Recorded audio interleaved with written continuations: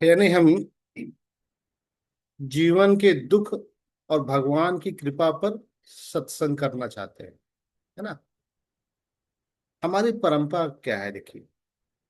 भारतीय परंपरा क्या कहती है?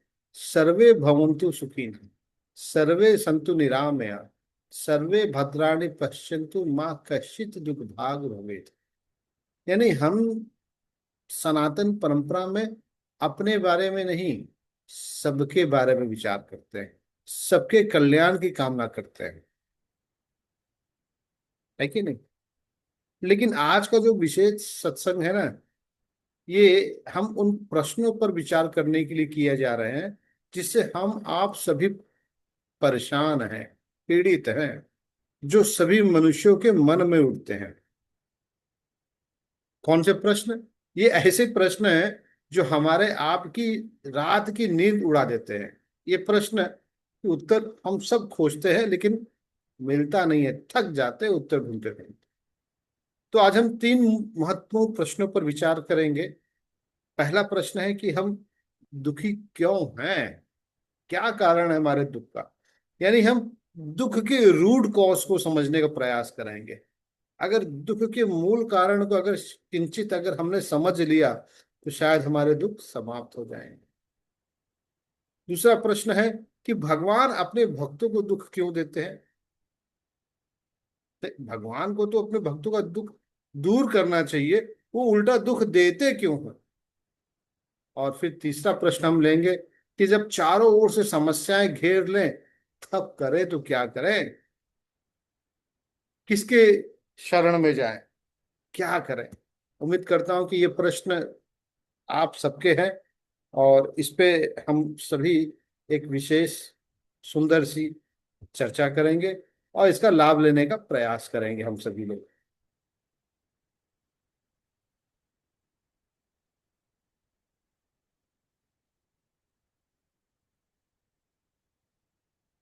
देखिए, जो दुख की जड़ है,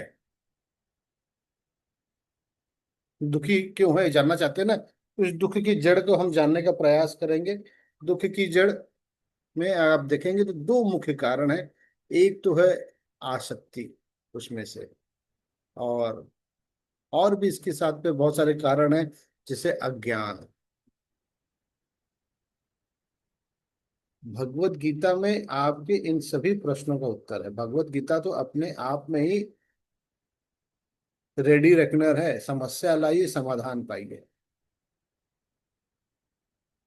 भगवान श्री कृष्ण ने स्पष्ट कहा है कि दुख का कारण मूलतः आसक्ति है, राग है, भय है, क्रोध है, अज्ञान है। इसमें से जरा एक एक पे हम चर्चा करते हैं। आसक्ति दुख का मूल कारण। अभी आसक्ति है तो क्या है? आसक्ति का सरल सा अगर अर्थ अगर हम लें तो किसी भी व्यक्ति से, किसी भी वस्तु से, किसी परिस्थिति से अत्यधिक लगाव हो जाना। इतना लगाव हो जाना कि वो ना हो तो हम विचलित हो जाएं। तो जब वो व्यक्ति, वस्तु या परिस्थिति हमारे अनुकूल नहीं होती है, हमसे छूटने लगती है, तो उसके विच्छोह के डर से हम दुखी हो जाते हैं। आसक्ति जैसे मान लीजिए, आपको सरल सरल सा उदाहरण देता हूं ताकि आप अपने जीवन से जोड़ पाए। आपको पंखे की आदत हो गई है, गर्मी का समय है, और पंखा बिगड़ जाए या पावर सप्लाई चला जाए और आपके घर में इन्वर्टर ना हो तो पंखा चलेगा नहीं। अब उस पंखे की हवा की आसक्ति हो गई है आपको। अब पंखा नहीं, आप परेशान विचलित हो जाएंगे, पसीने से सराबोर हो जाएंगे। अब दुख आ जाएगा। छोटा सा उदाहरण, आप कह सकते हैं अभी गर्मी है, पंखे की तो आवश्यकता होगी ना। आवश्यकता होगी, बिल्कुल होगी। लेकिन हमने पंखे से आसक्ति कर ली है। मैंने आपको बहुत जीवन का सरल उदाहरण दिया है। पहले जब पंखे नहीं होते थे तो क्या लोगों को गर्मी से छुटकारा नहीं मिलता था? लोग क्या पेड़ की छांव में नहीं बैठते थे? क्या लोगों को ठंड हवा नहीं मिलती थी? लेकिन हमने उन सब प्राकृतिक व्यवस्थाओं को छोड़ दिया है, उसका एहसास तक करना भूल गए हैं। ये आसक्ति ही तो मोह का कारण है।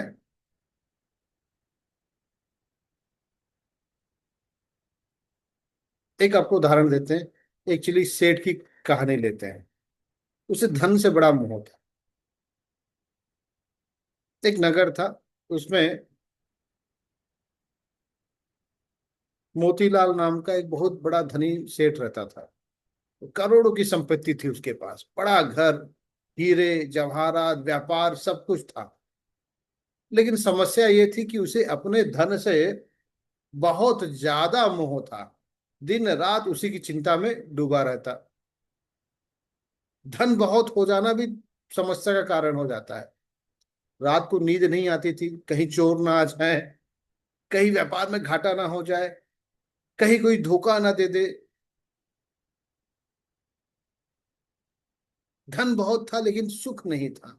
उसकी पत्नी भी, बच्चे भी दुखी थे। पत्नी कहती, अरे जी, आपके पास इतना धन है, फिर भी आप चिंतित रहते हैं, फिर भी आप सुखी नहीं है, क्यों?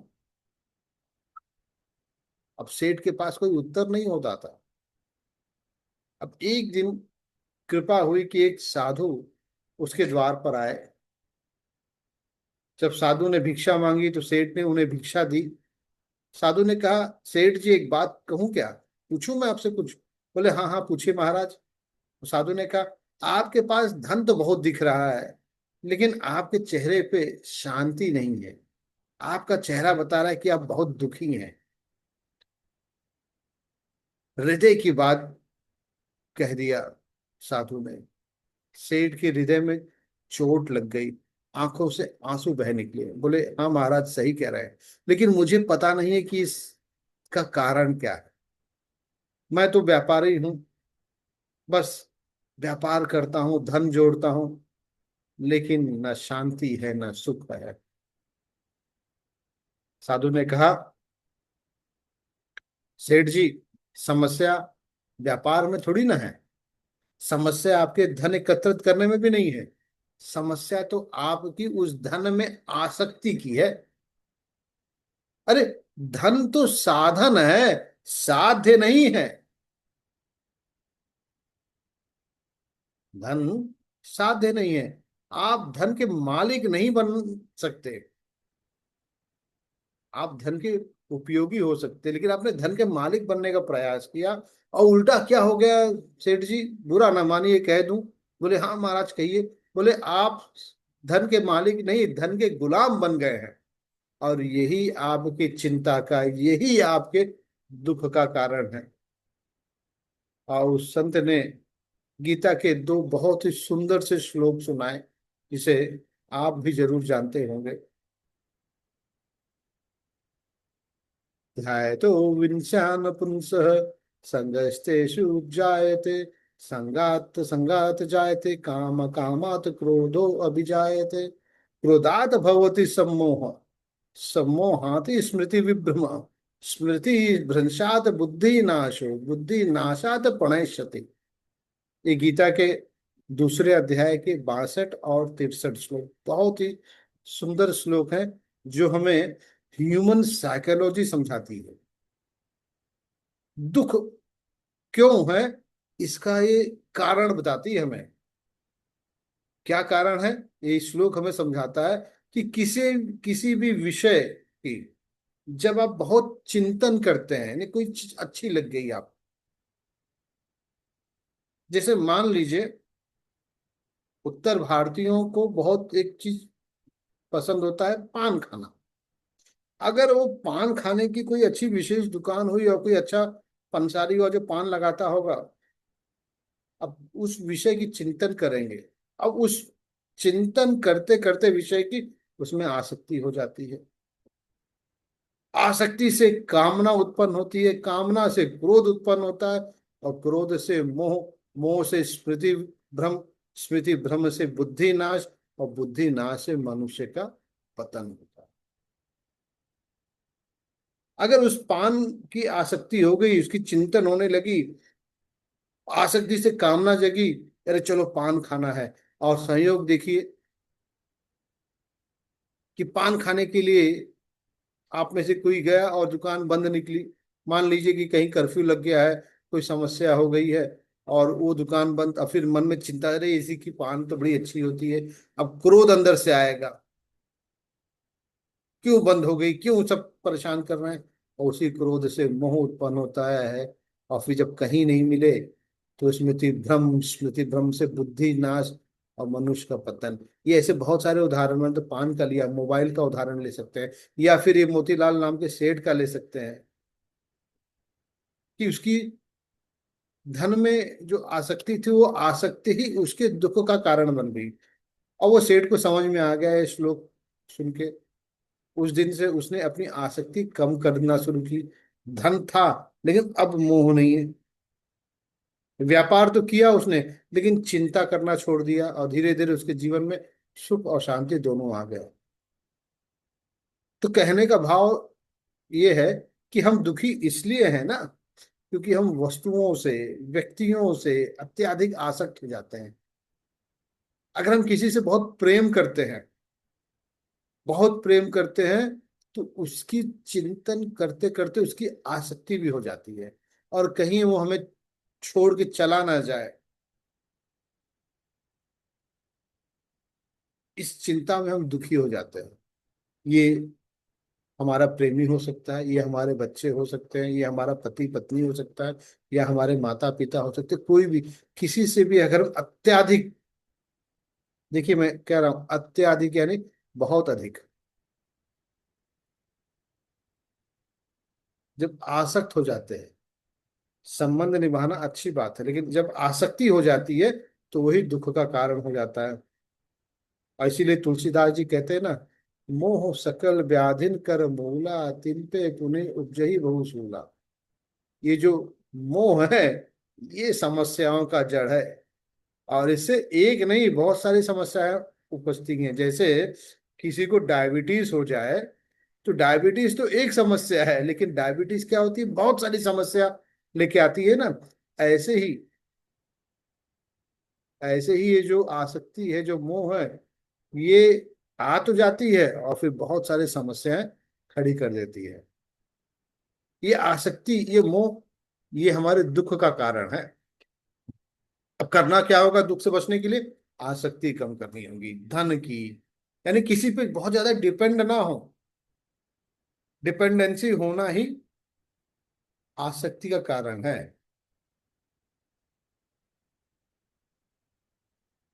एक सेकंड।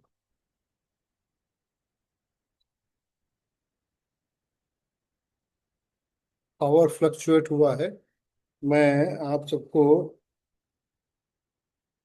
इंटरनेट चेंज कर रहा हूँ जरा, एक मिनट। पावर फ्लक्चुएट हुआ है, क्लास डिस्टर्ब हो सकती है हमारी।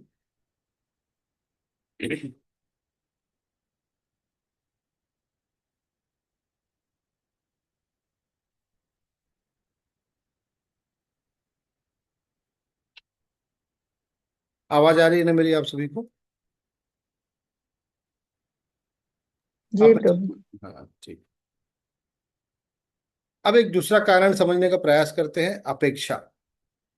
हमें दूसरों से बड़ी उम्मीद होती है, अपेक्षा लगा के बैठ जाते हैं, और जब हमारी वो अपेक्षा पूरी नहीं होती ना, तो हम बड़े दुखी हो जाते हैं। जैसे सरल सा उदाहरण दें आपको, तो एक माता पिता अपने पुत्र से बड़ी उम्मीद लगा के रखते हैं कि अरे ये ये हमारे बुढ़ापे की लाठी होगा, ये हमारा पुत्र हमारी सेवा करेगा। और यही पुत्र नहीं, जब इसकी पुत्र वधू आएगी, यानी हमारी बहू जो आएगी, वो भी हमारी बड़ी सेवा करेगी। और उस लालच में माता पिता अपने बेटे के लिए अच्छे संस्कार, अच्छी शिक्षा, अच्छी व्यवस्था करके देते हैं। लेकिन जब वही बेटा बड़ा हो जाता है, बेटा बड़ा होकर के किन्हीं कारणों से जब सेवा नहीं कर पाता है, किन्हीं कारणों से, तो जो माता पिता ने उम्मीद लगाई थी सेवा की, वो नहीं पूरी होती है, तो क्या होता है? दुख हो जाता है। यानी हमने उम्मीद लगाई, और उम्मीद पूरी नहीं हुई, दुख। ये जो अपेक्षा है ना, ये दुख का कारण है। इसलिए जब हम अपेक्षा रखते हैं और वो पूरी नहीं होती है तो दुखी हो जाते हैं। इसलिए कन्हैया ने सिखाया है ना गीता में, निष्काम कर्म करो, यानी बिना फल की इच्छा के कर्म करो। अरे हमारा बेटा है, हमारी बेटी है, अब हमारे शरीर से उत्पन्न हुए हैं, कन्हैया का ने दिया हुआ है, तो हम अपनी ड्यूटी समझ करके बच्चों को शिक्षा दे, हम बच्चों को संस्कार दे, बच्चों को व्यवस्थाएं दे, उसके रिटर्न में हमें कुछ मिल जाए, वो हमारी सेवा करेंगे, ये नहीं सोचना चाहिए। अगर ये सोचेंगे और हमारी सोच पे हमारा बेटा, हमारा पुत्र अगर खरा नहीं उतरा, तो दुख होगा कि नहीं होगा। इसके लिए गीता के जो प्रिंसिपल्स है ना, ये फाउंडेशन प्रिंसिपल है, उन्हें हर स्थिति में अपनाना चाहिए। निष्काम सेवा करें, निष्काम कर्म करें, दुख होगा ही नहीं, क्योंकि अपेक्षा ही नहीं होगी। एक कारण और भी है, हम तुलना करते हैं दूसरों से।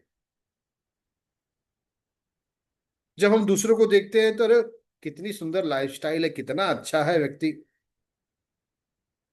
उसके पास जो वस्तु है, उसके पास जो व्यवस्था है, उसका आकलन करते हैं और फिर अपने से उसको तौलने लगते हैं, और फिर असंतोष हो जाता है।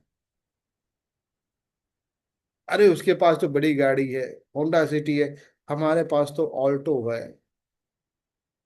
अरे उसके पास तो ग्राउंड +3 का बंगलो है, अरे हम तो 1 BHK में रहते हैं। ये जो तुलना है, ये तुलना हमारे अंदर दुख को पनपाती है। इसलिए कहते हैं ना, संतोष होना चाहिए। जो प्राप्त है वो पर्याप्त है। वरना दूसरों को देखेंगे, मान लीजिए आपने जिसको देखा और जिसके पास ग्राउंड +3 का बंगलो है, वो आपको सुखी दिख रहा है और उसके सुख से आप दुखी हैं। लेकिन वो जो ग्राउंड +3 में रहने वाला है ना, वो किसी और को देख करके दुखी होता होगा। तो जब हम तुलना करते हैं तो असंतोष तो आ ही जाएगी। और सबसे बड़ा मूल कारण अज्ञान है दुख का, सबसे बड़ा। अज्ञान कैसे हुआ? क्योंकि हम जानते ही नहीं है ना, हम अज्ञानी हैं। हम जानते नहीं कि हम कौन हैं, हमारे जीवन का उद्देश्य क्या है, बस अंधेरे में तीर मारे जा रहे हैं। अविद्याया मृत्यु विद्या अमृतम। अज्ञान से मृत्यु है, ज्ञान से अमृत है।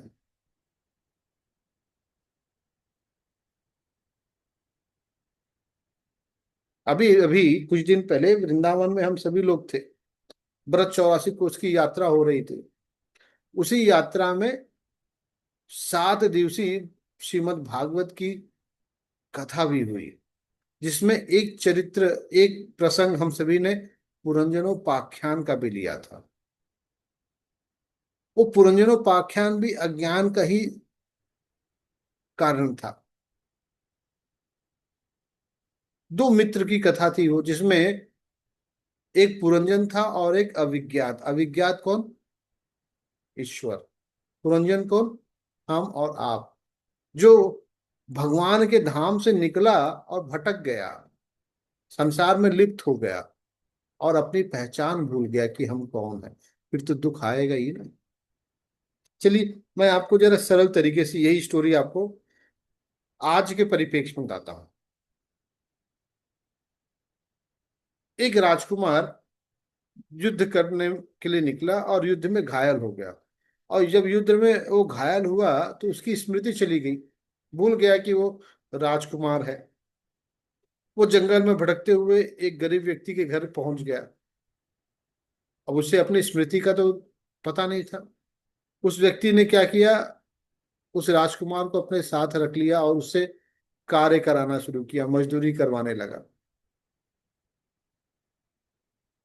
अब राजकुमार को तो लगता था अरे मैं कितना दुखी हूँ, मेरे पास कुछ नहीं है, रोज मेहनत करना पड़ता है, जब थोड़ी मेहनत करते हैं तो थोड़ा सा पैसा मिलता है और किसी तरह जीवन यापन हो रहा है, गरीबी में जीवन बीत रही है। अब वो भूल चुका था कि अरे वो तो राजकुमार है, क्योंकि स्मृति चली गई थी। अब तो वो नौकरी कर रहा था, गरीब व्यक्ति व्यक्ति जिसके यहाँ नौकरी कर रहा था वो खुद गरीब था। तो जो जब खुद गरीब है तो इसको कहाँ से अमीर बनाएंगे, ये भी गरीब।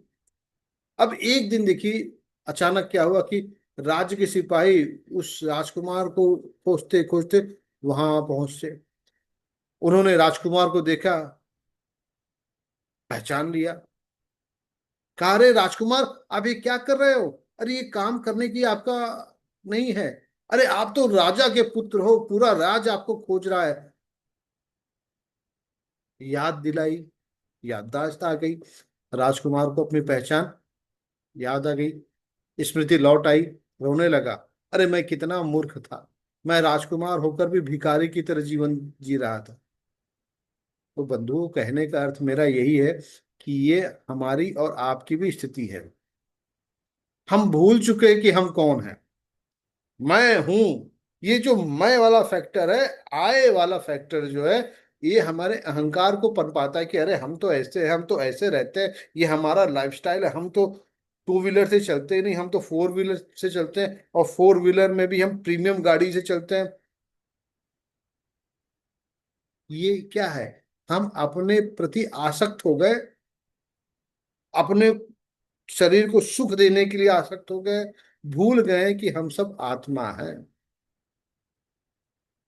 हम सब उस परमात्मा के अंश हैं, लेकिन अज्ञानवश हम अपने को ये शरीर समझ बैठे हैं। हम सोचते हैं कि मैं गरीब हूं, अरे मैं तो बड़ा दुखी हूं, अरे कितना असहाय हूं। दुखी ही दुखी है। और ये जो दुख है, ये दुख हमारा समाप्त नहीं होता। ये दुख हमारा समाप्त ही नहीं होता, क्योंकि हमें जीवन पूरा दुख ही दुख दिख रहा है। करें तो क्या करें, कैसे निपटाएं इस दुख से, हमें समझ में नहीं आता। गीता हमें सिखाती है, बहुत सुंदर तरीके से समझाती है। क्या? गीता का अध्याय 2 20वां श्लोक कहता है ना, न जायते म्रियते वा कदाचिन्तायन भूत्वा भाविता वा न भूय, अजो नित्य शाश्वतो अयम पुराणो न हनते हनुमान शरीरे। अरे भूल बैठे हैं हम कि हम कौन हैं। हम तो उस आत्मा से संबंध रखते हैं, यानी ये आत्मा न तो जन्म लेती है, न तो मरती है, न तो गरीब होती, न तो अमीर होती है। ये तो अजन्मा है, नित्य है, शाश्वत है। अरे शरीर के मर जाने पे भी ये मरती नहीं है। हम अपने पहचान को भूल बैठे। जब पहचान को भूल जाएंगे तो क्या होगा हमारा? समाप्त, चिंता। लेकिन समस्या ये है कि कितने बार भी बताया जाता है कि हम शरीर नहीं आत्मा है, हम शरीर नहीं आत्मा है। और सुनने वाले भी कहते होंगे, अरे ये तो कई बार सुन चुके हैं हम। हाँ, बात सही है, कई बार सुन चुके हैं कि आप शरीर नहीं आत्मा है। सुनते हैं लेकिन मानते नहीं हैं। मान भी लेते हैं तो आचरण में नहीं लाते हैं। आचरण में नहीं लाते हैं, इसके लिए दुख है। जब इस सत्य को हम आचरण में लेके आए, जानने से काम नहीं चलेगा, मानने से काम चलेगा। चिंतन करना पड़ेगा, तो दुख अपने आप समाप्त हो जाएगा। हमें ये समझना पड़ेगा कि ये दुख जो है ना, ये तो नश्वर है, यानी नाश होने वाला है। जैसे दिन के बाद रात आती है, रात के बाद दिन आती है, वैसे ही दुख आया है तो सुख भी आएगा, और सुख है तो दुख भी आएगा। इसे स्वीकार करना पड़ेगा, क्योंकि ये परिवर्तनशील है। ये उत्तर बहुत सरल है, मैंने कुछ नया नहीं बताया आपको। हम दुखी क्यों हैं, ये जो चर्चा हमने अभी तक की, कुछ विशेष नहीं बताया मैंने आपको। लेकिन जो बताया, शायद हो सकता है आपको पता हो, लेकिन उसे आपने अपने जीवन में उतारा नहीं है। कहते ना, वो आपने शायद सुना होगा और हर बार की तरह एक कान से सुन के दूसरे कान से निकाल दिया होगा। इसके लिए दुख का अनुभव है। उसे अगर जीवन में उतार लें, उसे अगर कंठस्थ करके आचरण में लेके आ जाएं आप, तो दुख है कहाँ? दुख नहीं है। दुख नहीं। अब हम एक और प्रश्न लेते हैं इसमें। जब चारों ओर से समस्याएं हमें घेर ले, तब क्या करना चाहिए? हमें वो करना चाहिए जो अर्जुन ने किया। अर्जुन ने क्या किया? चलिए गीता में प्रवेश करते हैं। कुरुक्षेत्र का मैदान है ना, अर्जुन खड़े हैं, चारों तरफ से समस्याएं दिख रही हैं। सामने गुरु द्रोणाचार्य, भीष्म पितामह, चचेरे ममेरे भाई काका, बड़ी सेना। अर्जुन रो रहे हैं, व्यथित हो गए, गांडी उनके हाथ से गिर गया है। समझ में नहीं आ रहा है क्या करें। लड़ाई तो बहुत लड़ी, लेकिन आज अपनों से लड़ने की बारी जब आई तो हाथ पैर फूल गए। क्या किया उन्होंने?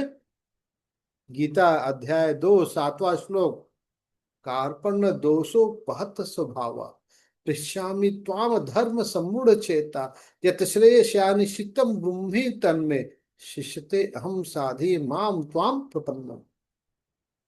तुरंत उन्होंने शरण ले लिया, स्वीकार कर लिया कि अरे मैं दीन हूं, मेरे अंदर कमी है, मुझे मोह ने घेर लिया है।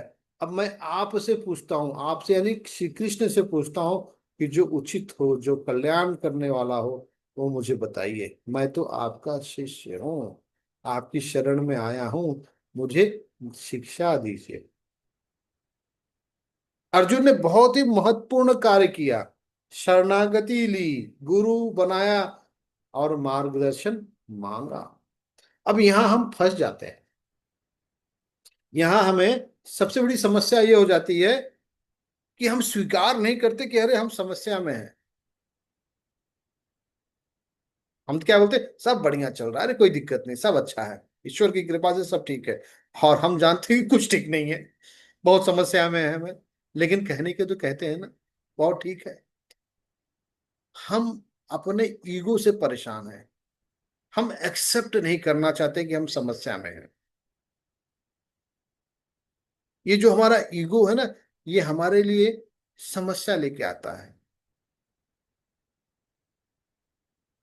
जब ऐसे बृहद समस्या में हम घिर जाते हैं, तो सबसे पहला कार्य करना चाहिए हमें कि किसी ऐसे व्यक्ति विशेष की तलाश करें, हम खोज करें जो हमारी समस्या का समाधान दे सके, उसके सामने शरणागत हो जाएं, उससे मदद मांगे। हाँ, ये ध्यान देने की आवश्यकता है कि जिसकी आप तलाश कर रहे हैं, जिससे आप मदद मांगना चाहते हैं, वो आपका अनुचित लाभ ना ले। वरना आज के समय में लाभ लेने वाले बहुत हैं। और कहीं अगर आपने गुरु बनाया है, तब तो आपको चिंता करने की आवश्यकता ही नहीं है। गुरु से शरणागति लें, गुरु के समर्पित हो और गुरु से ही समाधान मांगने का प्रयास करें। और अगर गुरु नहीं बनाया है, गुरु नहीं बनाया तो बना लीजिए, क्योंकि बिना गुरु कल्याण नहीं होने वाला है। अर्जुन ने जो किया वही हमें आपको करना चाहिए। जब समस्या में आए तो शरणागत लेना चाहिए, भगवान की शरण में जाना चाहिए। देखिए ना, आपको उदाहरण देते हैं। जब द्रौपदी का चीरहरण हो रहा था तो क्या किया? दुशासन द्रौपदी का चीरहरण कर रहा था, तो द्रौपदी ने क्या किया? अपने पतियों को पुकारा, युधिष्ठिर, भीम, अर्जुन, सबको पुकारा। लेकिन जब वे स्वयं असहाय थे, पांडव बंधे हुए थे, तो क्या मदद करते? फिर उन्होंने, द्रौपदी ने भीष्म को, द्रोणों को पुकारा, लेकिन वे भी सब चुप रहे। जब सब ओर से निराश हो गई, जब कोई सहारा नहीं मिला, तब अंततः क्या किया? द्रौपदी ने दोनों हाथ ऊपर उठाकर आर्त भाव से पुकारा, हे द्वारकाधीश, हे गोपाल, हे राधा वल्लभ श्री कृष्ण, हे दीन बंधु, बचाओ, अब तुम्हारे सिवा कोई नहीं है। क्या हुआ फिर? चमत्कार हुआ कि नहीं? भगवान श्री कृष्ण ने ऐसी साड़ी दी, ऐसी साड़ी बनाई जो अनंत हो गई। दुशासन थक गया, साड़ी खींचते खींचते, लेकिन साड़ी समाप्त नहीं हो रही है। यही तो शरणागति है, यही शरणागति है। और जब आप शरणागति करते हैं तो दुख काहे का? चलिए मैं आपको अपनी बात बताता हूं। अनुभव स्वयं से होता है ना। My own story of life and death.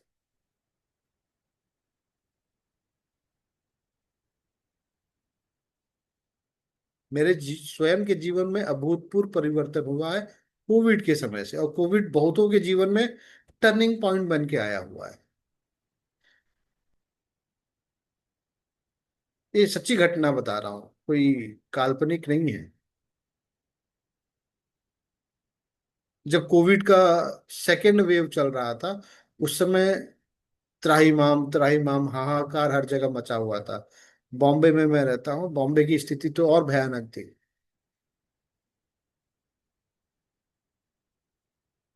जब भयंकर कोरोना फैला था तो ना उस समय ऑक्सीजन मिल रहा था, ना ऑक्सीजन सिलेंडर की व्यवस्थाएं थी, नहीं उस समय जो इंजेक्शन लगते थे, रेमडेसिविर, वो मिल रहा था। और उसी समय जो देखा मैंने, जो अनुभव किया बता रहा हूँ, जो हॉस्पिटल जा रहे थे लौट के नहीं आ रहे थे, चले जा रहे थे। मेरे स्वयं के बहुत सारे निकट में मित्र रिश्तेदार चले गए, लौटे नहीं। और संयोग गड़बड़ हुआ, मुझे भी कोरोना हो गया, जो कि बहुत बचाव कर रहा था, लेकिन हो गया कोरोना। अब कोरोना हुआ तो मैंने विचार किया कि मैं सरकारी व्यवस्था में नहीं जाऊंगा, प्राइवेट में जाऊंगा, क्योंकि जो जा रहा है लौट नहीं रहा है। गया प्राइवेट हॉस्पिटल में मैं, जान पहचान का ही हॉस्पिटल था मेरे, परिचित का ही था। 5 दिन आईसीयू में, कोई सुधार नहीं। डॉक्टर ने, चूंकि परिचित था, तो किसी तरह ऑक्सीजन सिलेंडर की तो व्यवस्था की। उन्होंने कहा कि रेमडेसिविर तो चाहिए, उसके बगैर नहीं हो पाएगा और व्यवस्था आपको ही करनी पड़ेगी। अब हॉस्पिटल के अंदर मैं था, आईसीयू में, लेकिन मैं वहां से अपने फोन तो लेके गया ही था। मैं वहां से प्रयास कर रहा था कि कोई अरेंज कर दे कहीं से रेमडेसिविर, और अरेंजमेंट हो रही थी। बाहर मेरा छोटा भाई था, वो परेशान था व्यवस्था में। 8 रेमडेसिविर की डिमांड थी, और एक एक करके रेमडेसिविर आने लगे, लगने लगे, लेकिन कोई सुधार नहीं, कोई सुधार नहीं। 2-2.5 हजार का जो रेमडेसिविर का वायल था, इंजेक्शन, वो 25-25 हजार में भी नहीं मिल रहा था। ऐसी समस्या। और रोज ऑक्सीजन लेवल डिप हो रहा था। इतना ज्यादा हताशा, निराशा हो गई कि मुझे भी लगा कि बस अब तो जीवन समाप्त है।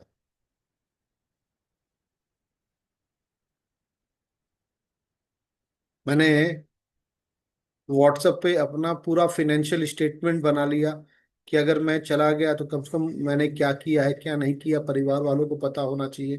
पूरा फाइनेंशियल डेटा परिवार वालों को व्हाट्सएप कर दिया कि यहाँ से ये लेना है, यहाँ से ये देना है। परिवार वाले में भी बड़े चिंतित, माहौल ही वैसा था। फिर अचानक मुझे ये समझ में आया कि अरे मैं तो गीता की क्लास लेता हूँ, मैं गीता की बात करता हूँ, मैं माला करता हूँ, लेकिन मैं ये क्या कर रहा हूँ? मैं अपने बल पे लड़ने का प्रयास कर रहा हूँ। मैं यहाँ डॉक्टरों से बात कर रहा हूँ, आईसीयू में हूँ, लेकिन फिर भी मैं एक्टिव होकर के मैं अपने बल पे सब व्यवस्थाएं करने का लगा हूँ कि ये रेमडेसिविर यहाँ से मिल जाए, वहां से हो जाए। अरे मैं कितना गलत कर रहा हूँ मैं। और जब मृत्यु मुखी व्यक्ति होता है, जो मृत्यु अपने आंखों से देखता है, उसकी भी एक स्थिति अलग होती है। ये शायद सब नहीं समझ पाएंगे, क्योंकि मृत्यु सामने दिख रही थी। मैं बहुत हताश निराश होकर के गीता अपने पास ले करके, गीता लेके गया था मैं हॉस्पिटल में। गीता लेकर के बहुत निराशा से, जैसे गजराज ने भगवान से निवेदन किया था, जब मृत्यु सामने दिखने लगी, ग्रह ने उसे डस जकड़ लिया था, वैसे ही मैं एकदम हताश निराश होकर के भगवान से कहा कि कन्हैया, आपको जीवन देना है तो दो, और जीवन लेना है तो ले लो, अब आपके ही भरोसे हो। वो जो मेरा आर्त भाव था, जो मेरी शरणागति की इच्छा थी, वो मैंने व्यक्त की। और बहुत आर्त भाव से जब प्रार्थना की और सोया, तो सुबह जब उठा मैं उसी आईसीयू में 6वें दिन, तो बड़ा तरोताजा महसूस कर रहा था। फ्रेश लग रहा था। और ईश्वर की कृपा ऐसी हुई, ऑक्सीजन भी सुधर गया। उसी दिन मैं आईसीयू से बाहर भी आ गया मैं, और आपके सामने आज दुख के ऊपर चर्चा भी कर रहा हूं। तो जब आप स्वयं से आर्त भाव से शरणागति जब तक नहीं लेते, भगवान स्वीकार भी नहीं करते। ईश्वर की कृपा हुई, जब मैंने शरण ली तो उन्होंने नया जीवन दिया। तो कहने का अर्थ है कि जब चारों ओर से अंधेरा घेर लेता है ना, भगवान की शरण में ही जाना है। हम हमें लगता है कि ये हमारे मित्र है, ये हमारे पहचान वाले जान वाले हैं। हम रिकमेंडेशन लेटर लेते हैं, बड़े बड़े ऑफिसरों के पीछे, राजनेताओं के पीछे पड़ते हैं कि हमारा काम कर दें। नहीं होने वाला है, क्योंकि जब तक ईश्वर नहीं चाहेंगे कुछ नहीं हो सकता। इसके लिए ईश्वर की शरण में जाओ, वो ही मार्ग हमें दिखाते हैं, वही मार्ग दिखाते हैं, और वही समस्या का समाधान भी देते हैं।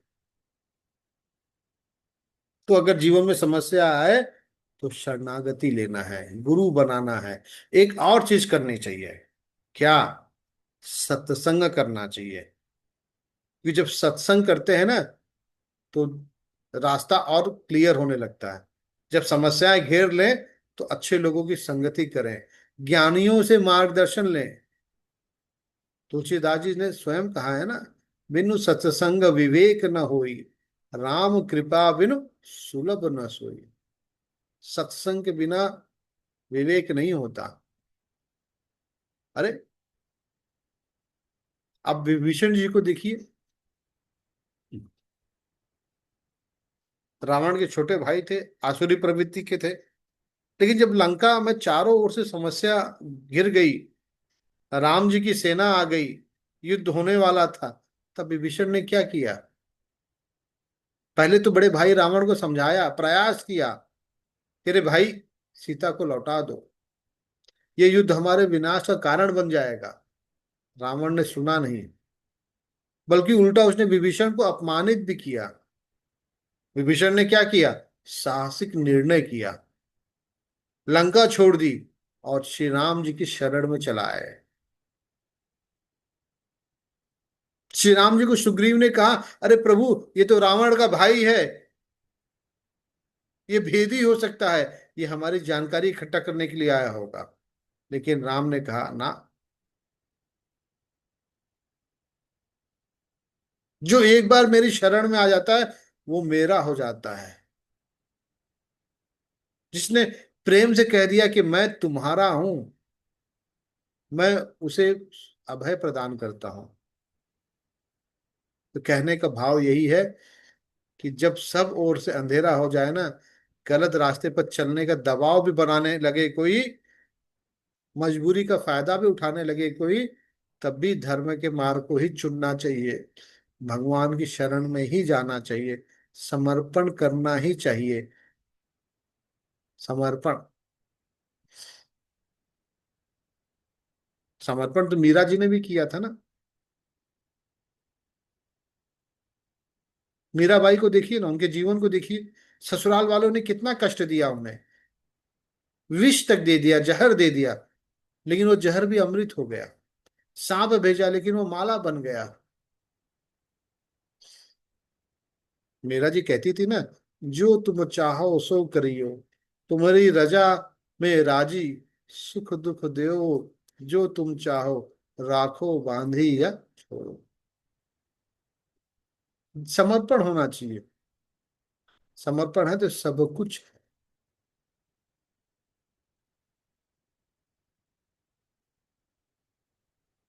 तो हमने अब तक दो प्रश्नों के उत्तर देखे कि दुख क्यों होता है। दूसरा प्रश्न था कि जब चारों ओर से समस्याएं घिरे तो क्या करना चाहिए। तीसरा प्रश्न है, तीसरा प्रश्न है कि भगवान अपने भक्तों को दुख क्यों देते हैं। भगवान को तो दुख हरना चाहिए, भगवान दुख देते क्यों हैं, है ना। अब इस प्रश्न का उत्तर तो आपको मैं एक छोटे से ब्रेक के बाद दूंगा। अब छोटा सा ब्रेक क्यों? क्योंकि मैं भी पिछले 50-55 मिनट से बोल रहा हूँ। एक भजन करिए आप लोग। एक भजन करेंगे तो 2 मिनट। नहीं, भगवान अपने भक्तों को दुख क्यों देते हैं, तीसरा प्रश्न। और ये तीसरा प्रश्न सबसे कठिन प्रश्न है, क्योंकि अक्सर लोग कहते हैं ना कि अरे यदि भगवान है तो वे तो कृपालु हैं, दयालु हैं, दीन बंधु हैं, तो उन्हें तो भक्तों का दुख दूर करना चाहिए। वो उल्टा भक्तों को दुख क्यों देते हैं। चलिए जानने का प्रयास करें कि भक्त को भगवान क्यों दुख देते हैं। कई सारे कारण हैं, उनमें से पहला कारण परीक्षा। यानी भगवान आपको अपनी कसौटी पे कसते हैं, चेक करते हैं। भगवान कभी भी अपने भक्तों को दुख देते नहीं है, बिल्कुल दुख नहीं देते, परीक्षा लेते हैं। सोने को आग में तपाया जाता है ना, जब तपाते हैं तो वो शुद्ध होता है, उसमें से इंप्यूरिटीज निकल जाती है। अगर हम उदाहरण लें तो प्रहलाद का उदाहरण ले सकते हैं ना। भागवत में कितना सुंदर बताया है। प्रहलाद जी को उनके स्वयं के पिता ने, हिरण्यकशिपु ने कितने कष्ट दिए, पहाड़ से फेंक दिया, भगवान ने बचा लिया कि नहीं। हाथियों के पैरों तले कुचलवाया, लेकिन हाथी से बचाया कि नहीं। जहर दे दिया, लेकिन प्रहलाद को कुछ हुआ क्या। आग में जलाया स्वयं बुआ ने, लेकिन प्रहलाद तो सुरक्षित रहे ना। यानी हर बार प्रहलाद को कहीं ना कहीं समस्या दी गई, लेकिन प्रहलाद ने क्या कहा, हे पिताजी, आप जो चाहे कीजिए, लेकिन भगवान तो सर्वत्र है, खंबे में भी है, कण कण में भी है। और उस बात को सत्य करने के लिए भगवान ने एक नया रूप लिया, नरसिंह के रूप में प्रकट हुए, हिरण्यकशिपु का वध किया। अभी कितनी सुंदर एक मूवी आई थी, एनिमेटेड, कितनी अच्छी मूवी थी। तो कहने का अर्थ है कि भगवान परीक्षा लेते हैं। अगर हम प्रहलाद की तरह परीक्षा में सफल हो पाए तो भगवान हमें भी बचाने के लिए नरसिंह रूप ले सकते हैं। लेकिन हमें प्रहलाद की तरह अड़िग तो रहना चाहिए। हम छोटा सा दुखा है कि भगवान को भूल करके किसी बाबा के चक्कर में, किसी तंत्र मंत्र के चक्कर में पड़ जाते हैं। हमारी निष्ठा ही नहीं है, जब निष्ठा नहीं है तो दुख तो होगा ना भाई। अब प्रश्न यहाँ ये नहीं है क्या कि भगवान ने प्रहलाद को क्यों नहीं बचाया। अरे दुख आने के पहले ही हिरण्यकशिपु को मार क्यों नहीं दिया, जब मारना था तो पहले मार देते।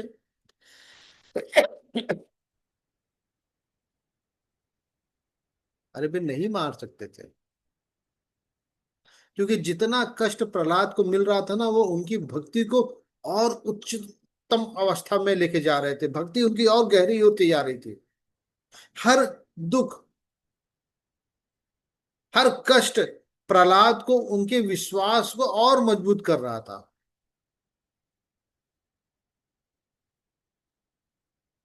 गोस्वामी तुलसीदास जी ने कहा है ना, राम काज सब करत भरोसे, निश्चय प्रेम रीति जानत जो से। अरे राम के काम में विश्वास हो तो सब कुछ सही हो जाता है। एक कारण भगवान स्वयं परीक्षा लेते हैं। और भी कारण है, जैसे दूसरा कारण है हमारा खुद के कर्म के फल, हमारा खुद का प्रारब्ध। अभी प्रारब्ध हमारा है तो भोगेगा कौन, हमें ही भोगना पड़ेगा ना। तो कभी कभी भक्तों को भी दुख इसलिए मिलता है क्योंकि वे अपने पूर्व जन्मों के कर्मों के फल को भोग रहे होते हैं।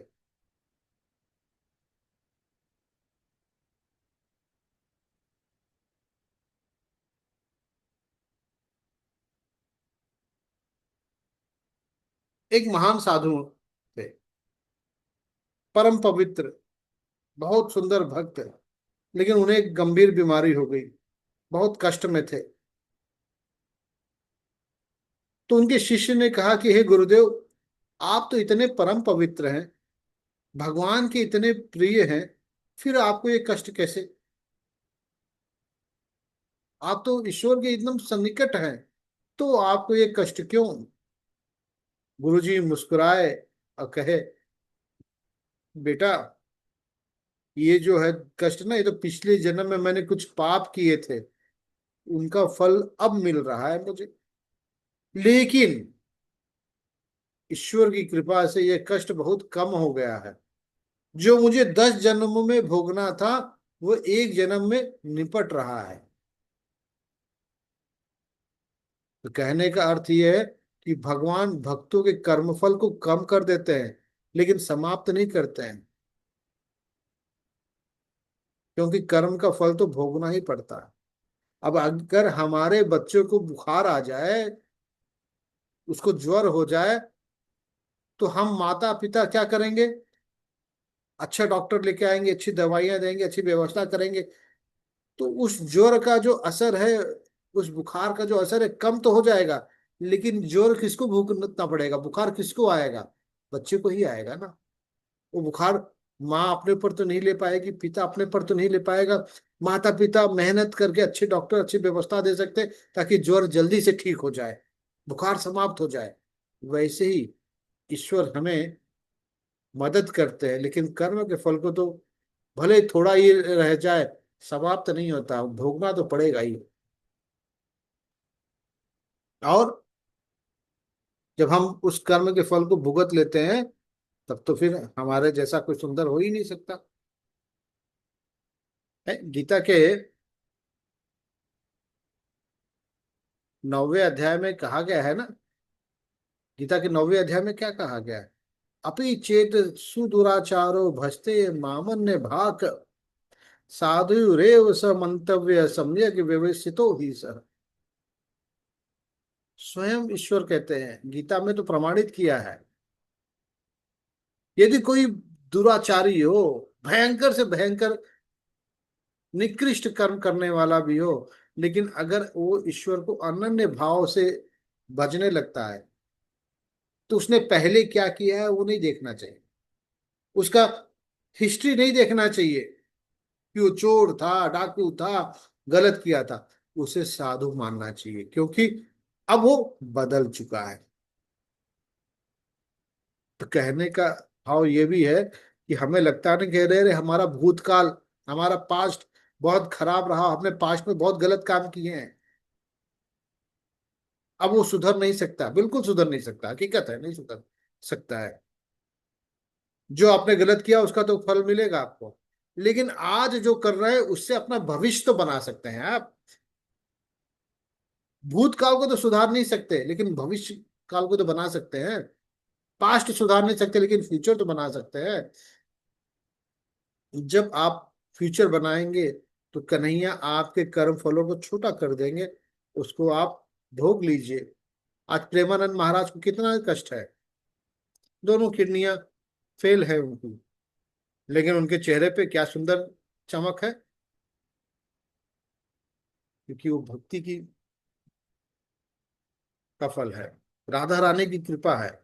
तो जब राधा रानी की कृपा होती है, कन्हैया की कृपा होती है, तो बड़े से बड़ा कष्ट भी, दुख भी कम हो जाता है। और प्रारब्ध भोगने में बड़ा आनंद आता है। क्यों? धुलाई हो रही है, धुल लेना चाहिए, सफाई हो रही है, साफ हो जाओ।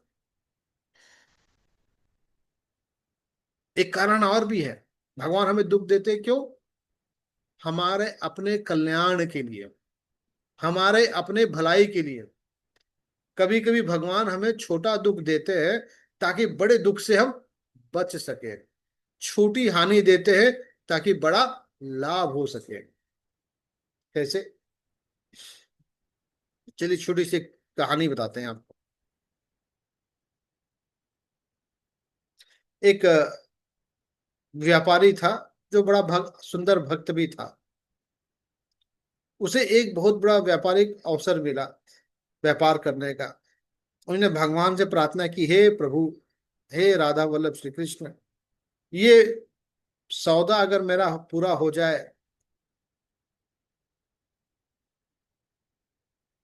तो मैं आपके चरणों में प्रणाम करूंगा, कृपा करिए मेरा सौदा करा दीजिए। लेकिन सौदा हुआ नहीं, व्यापार नहीं हो पाया। व्यापारी बड़ा दुखी हुआ। उसने सोचा भगवान ने मेरी प्रार्थना क्यों नहीं सुनी? मैं तो हर कार्य भगवान के भरोसे ही करता हूँ। मेरी बातों को भगवान ने क्यों नहीं माना, मेरा नुकसान करा दिए। अगर वो सौदा हो गया होता तो कितना फायदा हो जाता मुझे। लेकिन लगभग 3 महीने के बाद उसे पता चला कि जिस व्यक्ति के साथ सौदा होने वाला था, व्यापार होने वाला था, अरे वो तो धोखेबाज था। उसने कई लोगों को धोखा दिया है, उनका सब कुछ लूट लिया है। व्यापारी के आंखों में आंसू आ गए। भगवान को प्रणाम किया उसने कि हे प्रभु, मैं तो मूर्ख था। मैं तो आपको बिना कारण के दोष दे रहा था कि मेरा काम आपने नहीं किया। आपने तो मुझे बचा लिया। उस समय मुझे दुख लगा, लेकिन वो दुख तो छोटा था।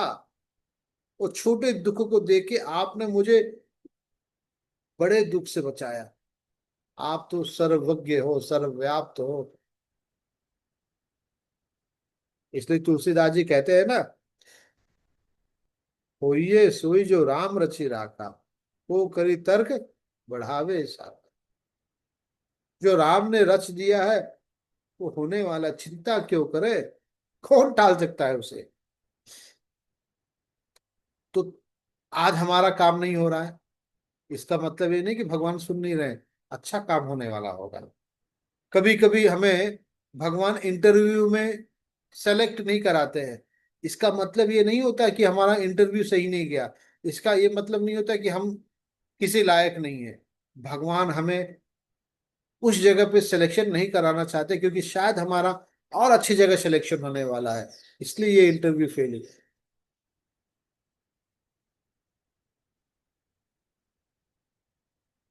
और यही नहीं, भगवान हमें दुख देते हैं ना, तो पॉजिटिव भी सोचना चाहिए, निगेटिव नहीं। भगवान को खाली दोष दे दो कि भगवान मेरा दुख दूर नहीं कर रहे हैं। भगवान तो दीन बंधु है ही नहीं। इतनी अगरबत्ती खर्च कर दी मैंने, इतना हार फूल लेके गया, इतना मिठाइयां चढ़ाई, सब बेकार हो गया। अरे व्यापार करने गए थे भगवान से, हैं? भगवान को घूस दे रहे थे क्या? नहीं ना। भगवान प्रेम के भूखे हैं ना। पत्रम पुष्पम फलम तो है।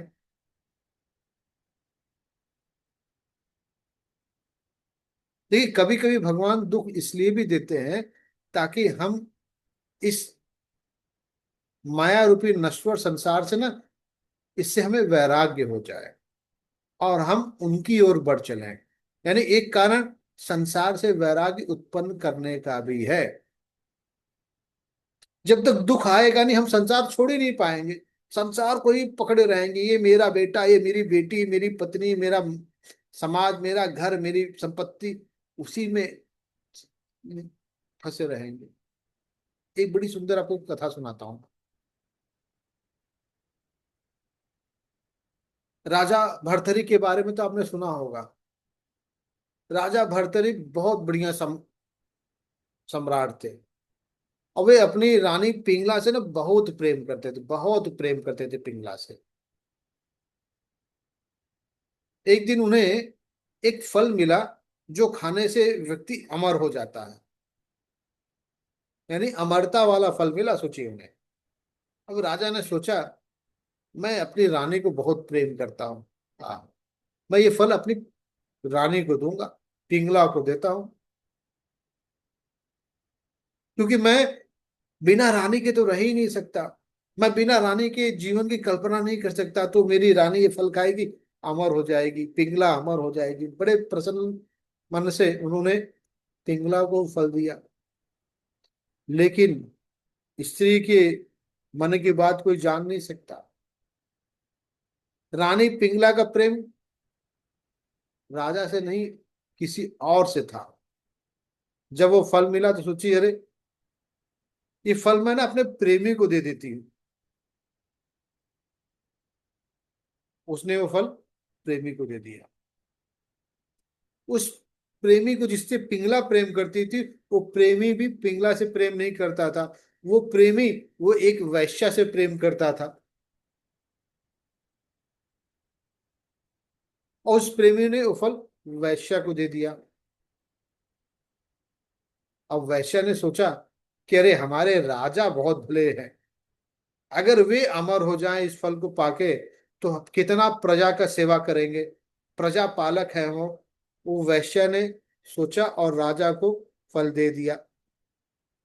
यानी वो फल भर्तरी महाराज से पिंगला, पिंगला से उसके प्रेमी, प्रेमी से वैश्या, वैश्या से पूरा महाराज के पास आ गया। राजा ने सोचा, अरे ये तो वही फल है जो मैंने अपने रानी को दिया था। सब समझ गए, बहुत चोट लगी उन्हें, बड़ा दुख हुआ, धक्का लग गया उन्हें। समझ में आ गया कि रानी उससे प्रेम नहीं करती। उसी रात राजा ने बहुत चिंतन किया, बहुत चिंतन करने के बाद रोए भी, विचार भी किया कि ये संसार कितना क्षणभंगुर है। यहाँ किसी को किसी से प्रेम है ही नहीं, और सच्चा प्रेम तो है भी नहीं। सब स्वार्थ से जनित है, स्वार्थ जनित प्रेम है। पत्नी पति से इसलिए प्रेम करती है क्योंकि पति नहीं रहेगा तो उसकी व्यवस्था कैसे होगी, उसका कौन देखेगा। पति पत्नी से इसलिए प्रेम करता है कि पत्नी रहेगी तो उसका कौन देखेगा। तो सब एक दूसरे से स्वार्थ का प्रेम करते हैं। उसी रात राजा भर्तरी ने राज्य को त्याग दिया, सन्यासी बन गए और एक बहुत महान योगी बने, महान योगी।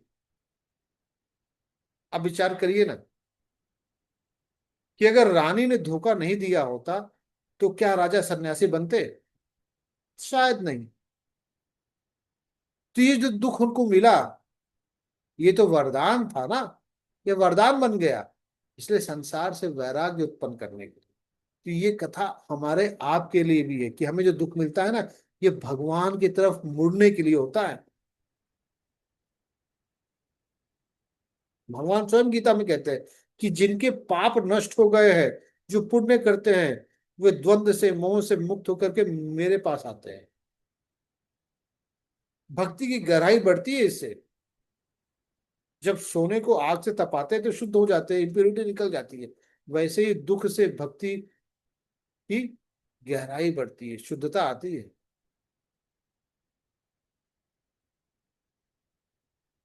बंधु, एक बात और समझने का है कि भगवान हमें दुख देते ही नहीं है, ये सोचना ही गलत बात है। ये विचार करना कि भगवान हमें दुख देते, ये गलत सोच है। बल्कि दुख के माध्यम से वे हमें अपने पास बुलाते हैं। दुख वो रास्ता है जिस पर चल करके हम ईश्वर के पास पहुंचते हैं। भी सुख में रहते हैं ना तो भगवान की याद ही नहीं आती।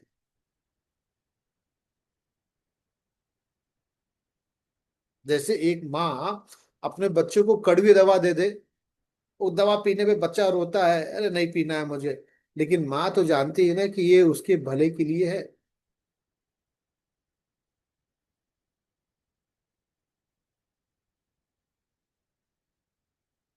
भगवान हमें दुख देते नहीं है, दुख के माध्यम से अपने पास बुलाते हैं।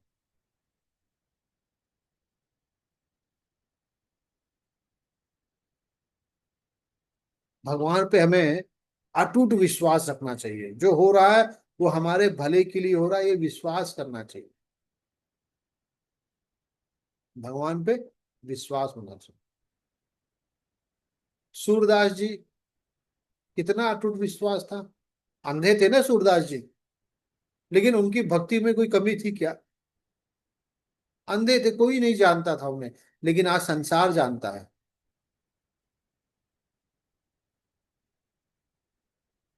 एक बार किसी ने उनसे पूछा, अरे सूरदास जी, आप तो अंधे हैं, फिर भी इतनी सुंदर कृष्ण की लीला का वर्णन कैसे करते हैं? सूरदास जी ने कहा, बाहरी आंख से नहीं, लेकिन भगवान ने मुझे भीतरी आंखें दी है। मैं कृष्ण को अपने हृदय में देखता हूँ। वह दर्शन बाहरी दर्शन से हजार गुना ज्यादा सुंदर है। यह है विश्वास। तो स्वामी तुलसीदास जी स्वयं कहते हैं ना, सकल सुमंगलदायक रघुनायक गुणगान, सादर सुनहि ते तरिए भव सिंधु बिना जल जाग।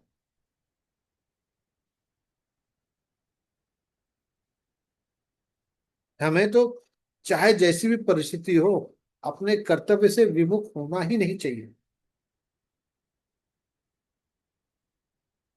होना ही नहीं चाहिए। जो भगवान ने दिया है उसमें संतुष्ट रहना है।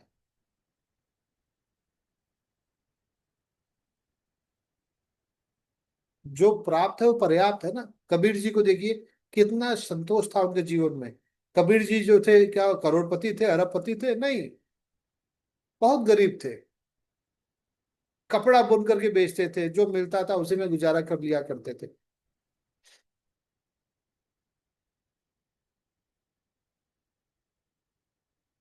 कबीर जी से एक दिन एक राजा मिलने के लिए आया। राजा ने कहा, कबीर तुम्हारी झोपड़ी ना बड़ी छोटी है, कोई सुविधा नहीं है तुम्हारी झोपड़ी में। मैं तुम्हें एक अच्छा घर बना के दे देता हूँ, रुपए पैसे देता हूँ, गांव बहुत सारे तुम्हारे नाम कर देता हूँ। कबीर ने मुस्कुराकर कहा, हे ईश्वर, कहा ना उन्होंने, साईं इतना दीजिए जामे कुटुंब समाए, मैं भी भूखा न रहूं, साधु न भूखा जाए। हे ईश्वर, हे राधा वल्लभ श्री कृष्ण, मुझे बस इतना ही दो कि मेरा परिवार पल सके, मैं भूखा नहीं रहूं, और कोई साधु मेरे द्वार से भूखा ना जाए। राजा ने कहा, अरे तुम्हारे पास तो इतना भी नहीं है। कबीर ने कहा कि महाराज, जितना है ना उतना पर्याप्त है, क्योंकि संतोष से बड़ा कोई धन है ही नहीं। आपके पास राज्य है, आप राजा हो, लेकिन आपके पास संतोष नहीं है। मेरे पास कुछ नहीं है, लेकिन संतोष है, इसलिए मैं सुखी हूं, दुखी नहीं हूं।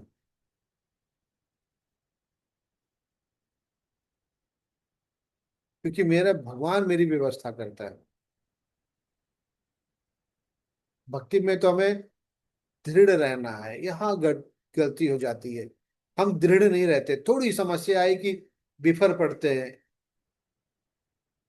यहाँ वहां दौड़ लगाने लगते हैं, मोबाइल पे फोन लगा लगा के सबको परेशान करते हैं कि मदद करो मदद करो। समस्या आ गई। अरे मदद तो भगवान करेंगे, चाहे कुछ भी हो जाए, भगवान का भरोसा ना छोड़ो। आप अगर शास्त्र पढ़ोगे ना, बहुत सारे उदाहरण मिलेंगे, बहुत सारे उदाहरण मिलेंगे। खास करके अगर आप भक्तमाल पढ़ेंगे, तो कितने कष्ट भक्तों में उठाइए भगवान के लिए। हम तो कुछ नहीं है, हमारा दुख तो है ही नहीं। हम तो नहा के अपने दुखों को दुख मान के बैठे हुए हैं। अरे वो तो, जो दुख दिख रहा है ये तो ईश्वर की कृपा मानो उसको, क्योंकि वो दुख के माध्यम से हमें अपने पास बुला रहा है। ये भक्ति की शक्ति होगी, अगर दुख को हमने दुख नहीं माना तो।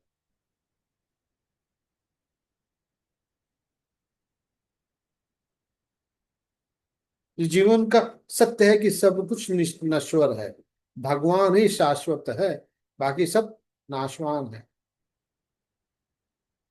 और 7:52 हो रहा है ना।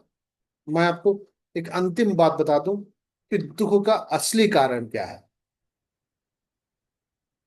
Root causes of all the causes. दुख का असली कारण, हम भगवान से दूर हैं। यानी भगवान से दूरी हमारे दुख का मूल कारण है, क्योंकि हम भगवान से दूर हो गए हैं। जैसे एक छोटा सा बालक माँ से दूर होता है तो रोता है, लेकिन जैसे माँ की गोद में आ जाता है तो शांत हो जाता है ना। वैसे ही हम भगवान की, ईश्वर की संतान है, राधा वल्लभ श्री कृष्ण की संतान है, लेकिन माया के प्रभाव में आके हम भगवान से दूर हो गए हैं, इसलिए दुखी है। गीता में कहा है ना कन्हैया ने, मामे वैशसी सत्यम ते प्रतिजानो प्रियसी में, तो मुझे ही प्राप्त होगा। लेकिन जब हम जाएंगे, हम तो भाग रहे हैं भगवान से। शरणागति करिए।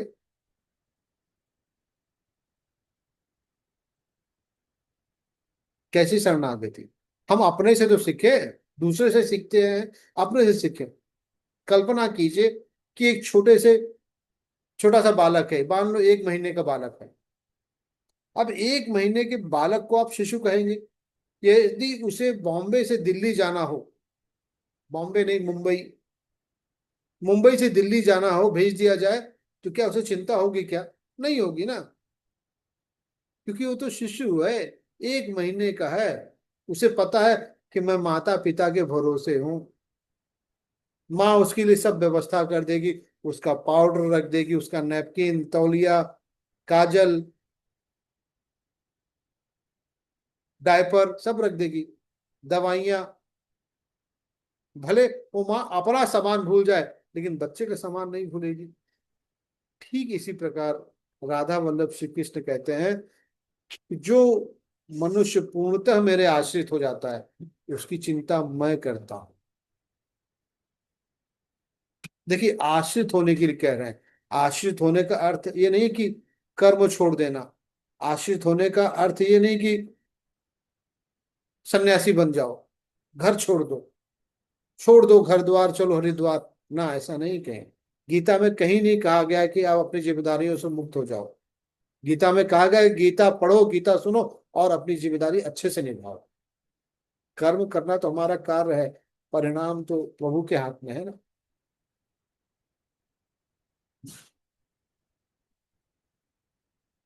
जब हमें प्रभु से सहज प्रेम हो जाए, तो सब कुछ सही हो जाएगा।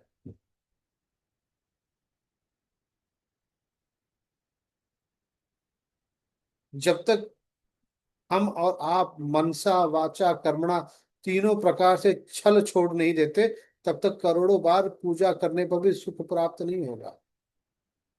अब आप कहेंगे, अरे ये क्या कह दिया आपने, छल छोड़ने को? हम क्या भगवान से छल करते हैं? बिल्कुल करते हैं। हम भगवान से प्रेम थोड़ी ना करते हैं। मैं आपको कह रहा हूं, हम आप छल करते हैं भगवान से। चलिए इसको समझे भी, मैंने क्यों कहा आपको छल करते हैं। देखिए, छल क्या है? इसका सरल सा अर्थ है, जो हम है ना, वे दिखते नहीं है, और जो दिखते हैं वो है नहीं। मुखौटा लगाए हैं हमने, इसी को छल कहते हैं ना। हम भगवान की पूजा लाखों बार करते हैं, रोज करते हैं, नित्य करते हैं, लेकिन भीतर हमारे छल कपट भरा हुआ है, वो समाप्त हो ही नहीं रहा है। तो सुख कहाँ से मिलेगा? दुख तो होगा ही ना। इसलिए पहले अपने अंदर के छल कपट को, अपने अंदर के असत्य को समाप्त करें। फिर जब हम माला करेंगे, व्रत करेंगे, दान करेंगे, पूजा करेंगे, तो उसका बहुत फल मिलेगा। मैं क्यों कह रहा हूं छल? क्योंकि हमारे अंदर हम अपने को भक्त बोलते हैं, भक्त सुनना चाहते हैं कि हम भक्त हैं, लेकिन आज भी हम दूसरों की भलाई नहीं करते। आज भी हमें दूसरों के दुख में आनंद आता है, अच्छा हुआ। इसको तो, इसके साथ तो ऐसा होना ही चाहिए था। कोई गिर जाता है तो हमें हंसी आती है, किसी की बुराई में हमें आनंद आता है, किसी घर में क्या हो रहा है वो जानने में बड़ा आनंद आता है। ऐसा हो गया उसके साथ, हाँ ठीक हुआ, अच्छा हुआ। तो आज भी हमें दूसरों के दुख में जब सुख मिलता है, तो हम भक्त कहाँ हुए?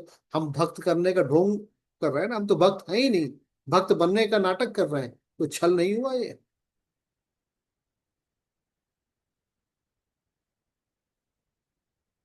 सबको लगता है कि अरे, हमें लगता है ना कि कोई समझ नहीं पाया, सबको लगता है हम भक्त हैं। अरे नहीं। अरे दूसरा कोई समझा हो या ना समझा हो, लेकिन हमारे राधा वल्लभ श्री कृष्ण सब समझते हैं। हमारे अंदर जो छुपे हुए श्री कृष्ण बैठे हुए हैं, क्या उन्हें पता नहीं चल रहा है? अब प्रश्न ये कर सकते हैं कि छल छूटे कैसे? पहले तो हम स्वयं निर्मल होंगे, तब छल छूटेगा ना। इसलिए सदगुरु की शरण में रहिए, गुरु की तलाश करिए, गुरु बनाइए, उनके शरण में रहिए, उनके आदेश का पालन करिए। अगर वो आपको डांट लगा रहे हैं, वो आपको बोल भी रहे हैं, तो आपकी भलाई के लिए कर रहे हैं। कभी कभी कड़वी दवाई भी दी जाती है। धीरे धीरे धीरे जब गुरु की बात मानेंगे, शास्त्र का सहारा लेंगे, गीता पढ़ेंगे, धीरे धीरे मन छल रहित हो जाए। फिर भगवान ने कहा है क्या? सर्वधर्मान परित्यज्य मामेकम शरणम व्रज, अहम त्वाम सर्व पापेभ्यो मोक्षयिष्यामि मा शुचः। सब धर्मों को छोड़ के मेरी शरण में आ, तुझे सब पापों से मुक्त कर दूंगा। है ना? गीता का बड़ा इंपॉर्टेंट श्लोक है। बहुत हो गया कन्हैया कहते हैं अब। अब आजा मेरी शरण में, कितना माया के चक्कर में पड़ोगे? कितने बार जन्म मृत्यु जरा व्याधि के चक्र में पड़ोगे। तो चलिए अब हम इस क्लास को समाप्त करते हैं। हम दुखी क्यों हैं? क्योंकि हम आसक्त हैं, हमें अपेक्षा है, हम तुलना करते हैं, हम अज्ञान में जीते हैं। जब समस्याएं घिरे तो क्या करना चाहिए? ईश्वर की शरण में जाएं, धैर्य रखें, कर्म करें, सत्संग करें, समर्पण करें। और भगवान क्यों हमें दुख देते हैं? भगवान परीक्षा लेते हैं, हमारे कल्याण के लिए करते हैं। हमें, हमारे अंदर वैराग्य उत्पन्न हो, हमारी भक्ति को गहराई देते हैं, अपने पास बुलाने के लिए दुख देते हैं। लेकिन हकीकत क्या है? सबसे महत्वपूर्ण बात, भगवान हमें कभी दुख देते ही नहीं है। वे तो हमेशा हमारे साथ है, हमारी रक्षा करते हैं। हम उन्हें देख नहीं पाते, ये हमारा ज्ञान है। भगवान से तो हमें प्रार्थना करनी चाहिए। क्या कहना चाहिए? हे दयालु, हे कृपा सिंधु, हे राधा वल्लभ श्री कृष्ण, हम तो अज्ञानी हैं, हम मूर्ख हैं, हमें क्षमा करो, हमें शक्ति दो कि हम दुखों को सह सकें, हमें विवेक दो, हमें समझ दो, ताकि हम समझ सके कि सब कुछ तुम्हारी इच्छा से हो रहा है। हमें श्रद्धा दो कि हम तुम पर विश्वास कर सके, हमें भक्ति दो कि हम तुम्हें प्राप्त कर सकें। हे राधा वल्लभ श्री कृष्ण, हे राम जी, हे कृष्ण जी, हे भोले बाबा, हे माता जी, हम तो तुम्हारी शरण में हैं। तुम्हारी इच्छा ही हमारी इच्छा बन जाए, तुम्हारा मार्ग ही हमारा मार्ग बन जाए। जब ऐसी प्रार्थना करेंगे ना, जब हम शरणागति मांगेंगे, भगवान तो हमें दोनों बाहों से आलिंगन कर लेंगे, और फिर दुख कहाँ रहेगा? दुख तो समाप्त हो जाएगा।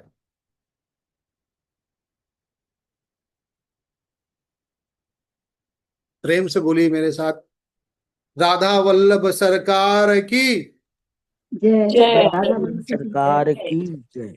जय। जय। बोलिए गीता माता की जय हो, जय। सदगुरु जय। गीता महाराज माता की जय की हो। जय हो। जय। उम्मीद करता हूँ कि ये जो हमारा राधे राधे प्रभु जी। यजुवंश राधे राधे राधे। ये हरिवंश प्रभु जी, राधे राधे राधे राधे, डेढ़ धन्यवाद घंटे का प्रभु जो जी। हमारा राधे राधे। राधे राधे। राधे राधे प्रभु जी। ये जो 1.5 घंटे का हमने सत्संग किया, समझने के लिए कि ये